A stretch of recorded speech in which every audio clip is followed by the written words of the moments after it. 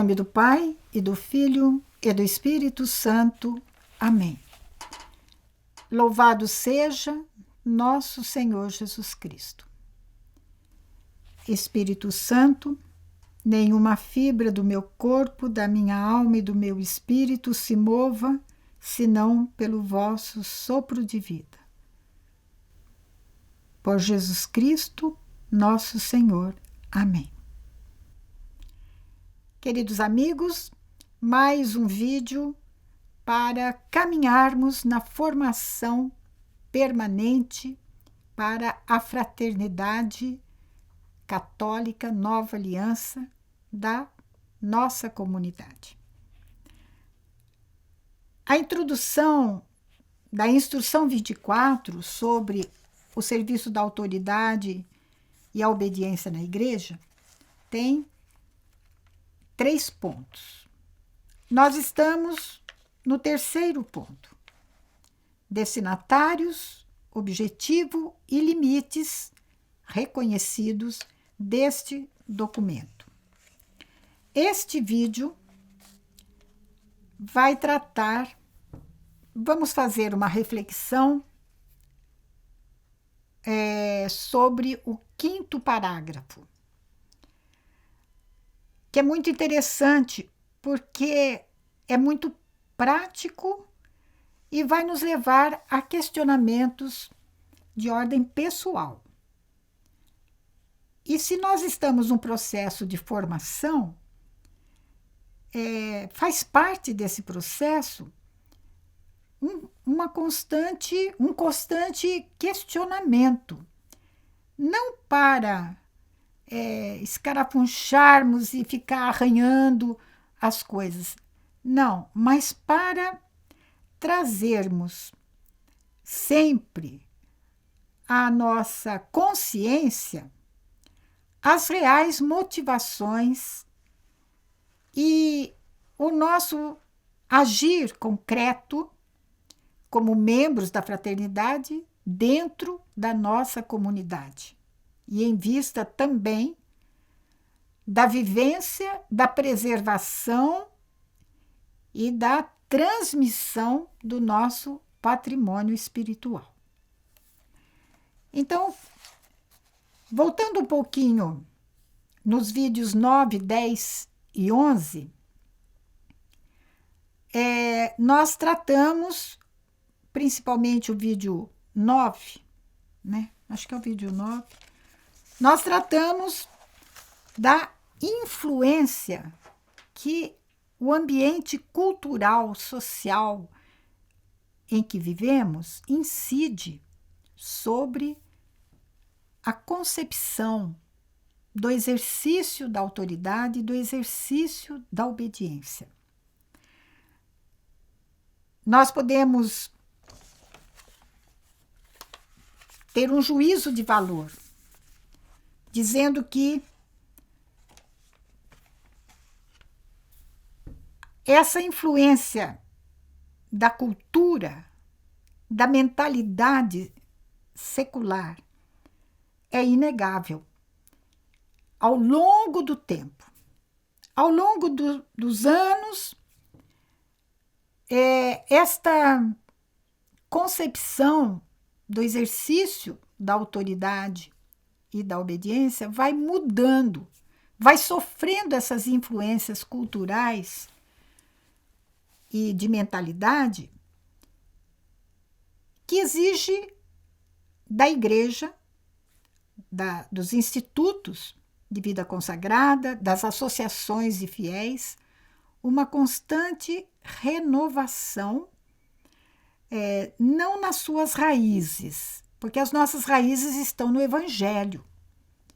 As nossas raízes estão na inspiração primeira de uma fundação, mas naquilo que exige uma atualização para que este patrimônio espiritual não perca o seu poder de atração, sem absolutamente abrir mão para se adaptar aqui e ali à mentalidade do mundo. Não vos conformeis com este mundo. Escrevia São Paulo aos Romanos. Mas transformai a vossa maneira de viver e de ser. Então, se vocês quiserem, eu acho aconselhável, ao longo da semana, rever um pouquinho os vídeos 9, 10 e 11. E hoje nós vamos falar sobre as marcas mais fortes, porque tem outras, as marcas mais evidentes desta influência dos tempos atuais sobre a vivência do patrimônio espiritual de uma associação de fiéis, como é a nossa. São 3 as marcas que o documento aponta, mas como eu dizia, o subtítulo do número 3 diz que este documento reconhece os seus limites. Então, a Igreja apresenta 3 características marcantes da influência dos tempos modernos sobre a vivência do patrimônio espiritual. O primeiro é um desejo de autorrealização que cada pessoa traz em si. A segunda marca é a busca do bem-estar pessoal. E a terceira marca são as visões muito subjetivas do patrimônio espiritual. Neste vídeo, nós vamos tratar da primeira marca, o desejo da autorrealização. É louvável, é desejável que o ser humano minimamente equilibrado na sua mente deseje se realizar, ser uma pessoa plenamente, embora humanamente falando, o mais possível realizada. Quem se casa, um casamento válido, segundo a nossa igreja, realmente está buscando a sua própria felicidade, está buscando se realizar como ser humano através de uma outra pessoa.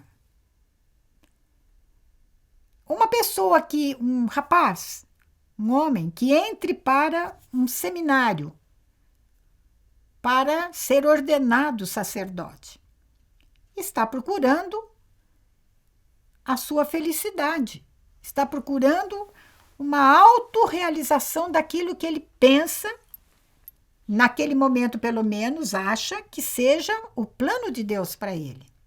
Honestamente falando, né, gente? E a mesma coisa aquela pessoa que abraça a vida religiosa no Instituto de Vida Consagrada ou abraça um laicato missionário além daquilo, né, que o comum da sua própria comunidade procura viver. Se trata dos nossos fraternos. Você não abraça uma vida matrimonial, a vida sacerdotal, a vida consagrada, religiosa ou laical, para ser infeliz. Isso seria um desequilíbrio total. Mas para você se autorrealizar. Só que, seja em qualquer estilo de vida dessas três realidades, nós temos que ter a clareza e a convicção de que ninguém se realiza sozinho. Ninguém é feliz sozinho. Ninguém constrói uma vida de felicidade sozinho. E esta construção da própria felicidade e autorrealização contém uma coisa meio que paradoxal. Porque eu só vou me realizar se eu me preocupar com a realização do outro. Se eu me preocupar em ser instrumento também da felicidade do outro, um meio para que o outro se autorrealize. E o outro vai ser da mesma forma para mim o que eu quero ser para o outro. Seja na vida matrimonial, seja na vida consagrada de qualquer esfera que seja. Então, ao assumir um determinado estilo de vida, nós temos que ver esse mesmo estilo de vida como um meio para eu me realizar como ser humano e ser instrumento da realização do outro, com quem eu decidir conviver. Seja como marido e mulher, seja como uma comunidade religiosa. Isto faz com que nós assumamos melhor, né? Nós assumamos com esse estilo de vida o compromisso de nos purificar, deixar o Espírito Santo nos purificar de todo egoísmo, de todo individualismo. Se não houver este propósito de um fraterno, de priorizar o que é do outro, ou se não priorizar, pelo menos não pensar só no que é seu. Isto é São Paulo escrevendo aos Filipenses. Cada um não pense somente naquilo que é seu, não cuide somente daquilo que é seu, mas também daquilo que é dos outros. Então, se trata de deixar o meu eu se envolver com um nós. Se trata de uma conversão do meu para o nosso. Isso exige de nós um compromisso com a vida, com uma ascese espiritual muito grande. O compromisso de uma conversão contínua e permanente. Infelizmente, as pessoas que abraçam a vida matrimonial ou a vida numa comunidade, numa fraternidade como a nossa, ou a vida sacerdotal, e traz para dentro desse estilo de vida, dessa realidade que quer viver, um projeto altamente centrado em si e nunca, ou quase nunca, aberto ao projeto de Deus para a vida matrimonial e para aquela realidade eclesial, vai dar pepino. Dá muita confusão. Por quê?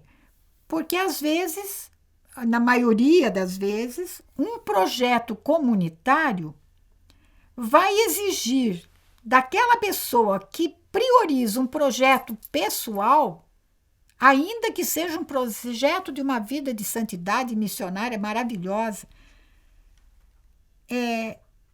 ela vai ser um atormentado a vida inteira. Vou dar um exemplo prático. Vamos supor que uma pessoa entre para a nossa comunidade, Nova Aliança, se envolva com o seu patrimônio espiritual, mas lá no fundo ela tem um chamado de Deus pessoal. Todos têm um chamado de Deus pessoal. E lá dentro dela, ela gostaria muito, por exemplo, de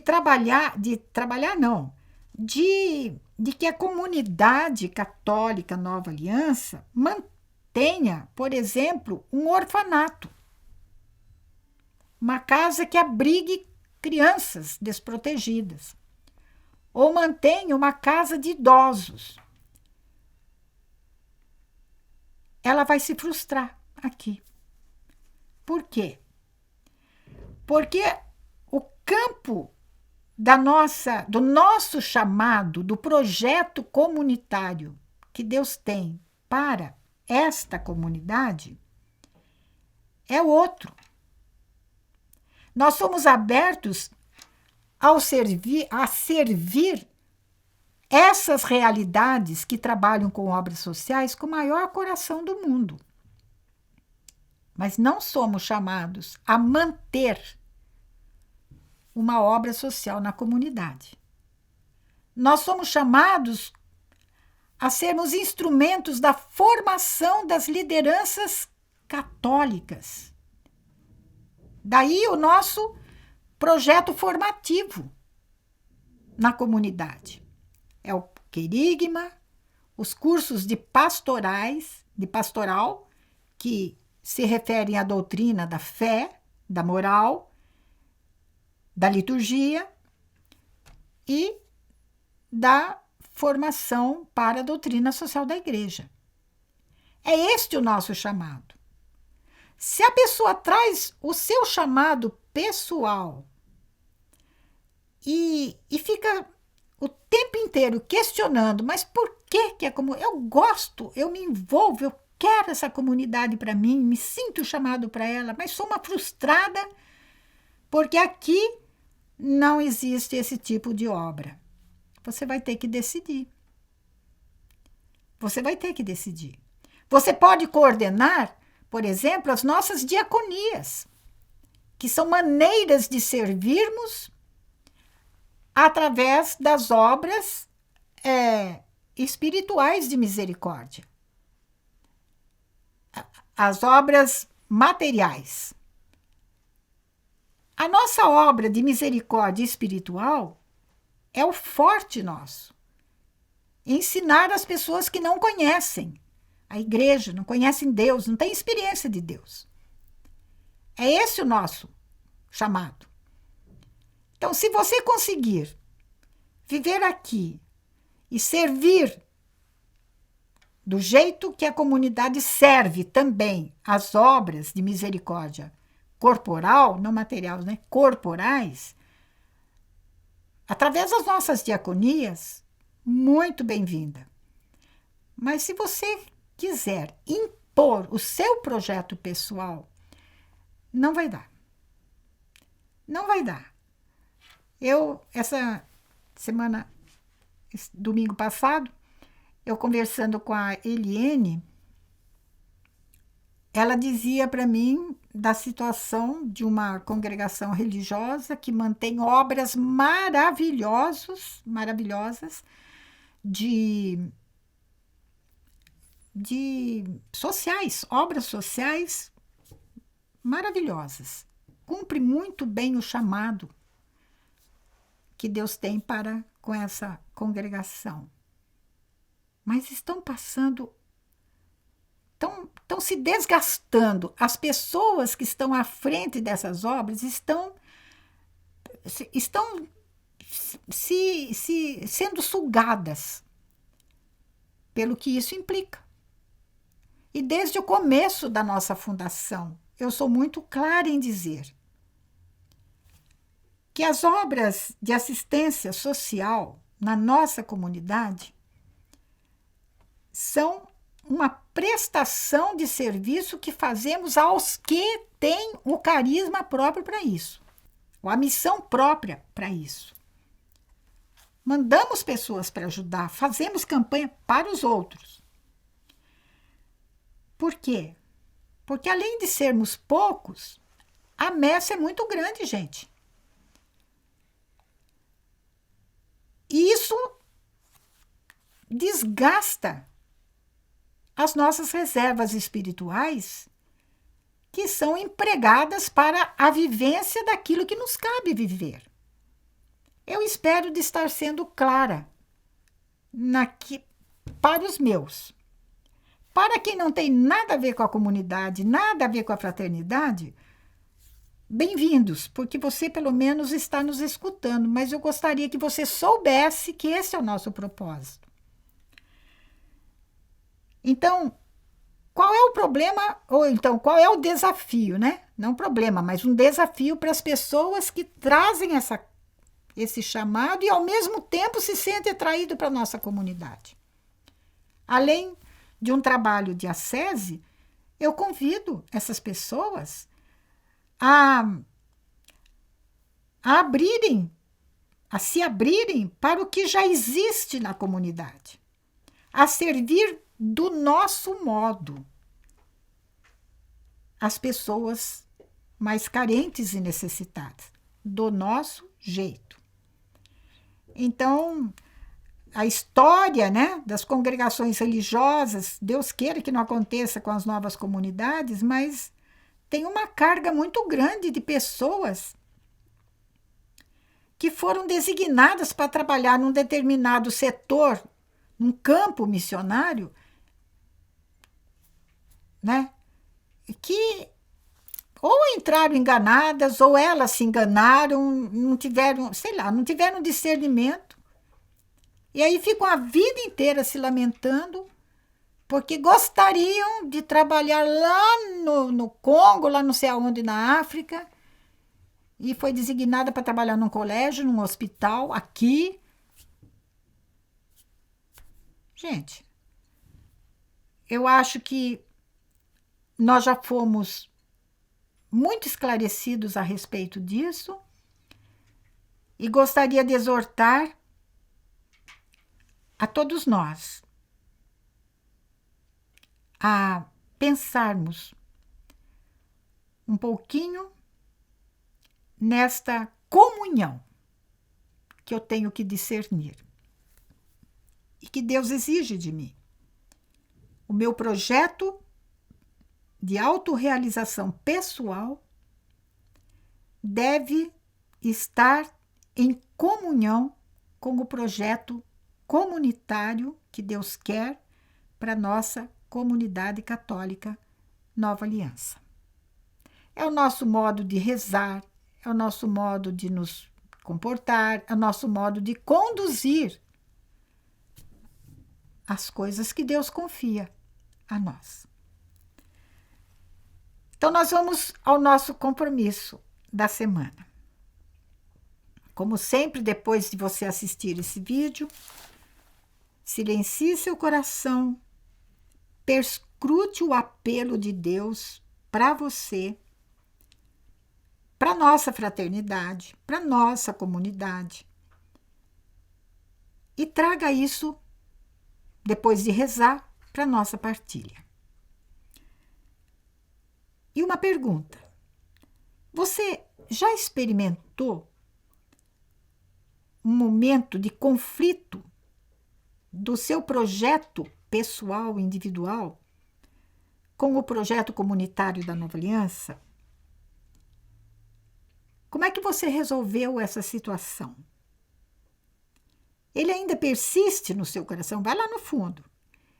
Ainda tem uma sombrinha assim de insatisfação, de algo que você ainda não conseguiu se sentir encaixada? Pense um pouquinho nisso, traga tudo isso para a partilha, porque vai nos enriquecer muito a verdade de cada um. Louvado seja nosso Senhor Jesus Cristo. Para sempre seja louvado. Amém. Em nome do Pai, e do Filho, e do Espírito Santo. Amém.